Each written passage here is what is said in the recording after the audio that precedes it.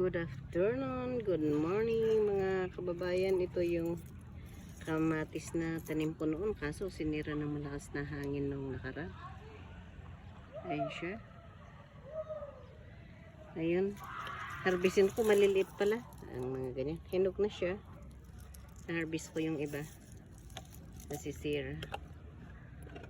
Ayan ang mga rooftop gardening ko na kamatis. Yan ang mga calabash, fruit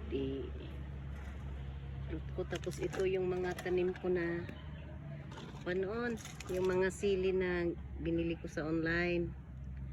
Yan, mga rooftop gardening. Malalaki na sila, namumulaklak. Ayan. At abangan nyo uli sa mga susunod na video ko kung mabuo yung mga bulaklak niya.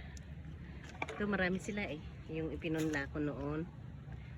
Ito nabili ko sa online. Yan. Yan. Mga sili. Yan.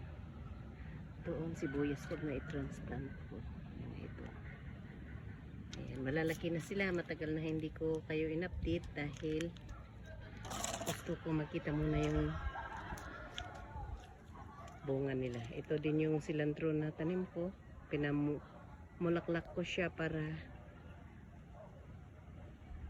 ibinhi ko ulit.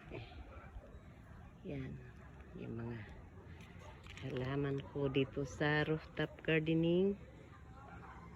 Salamat po.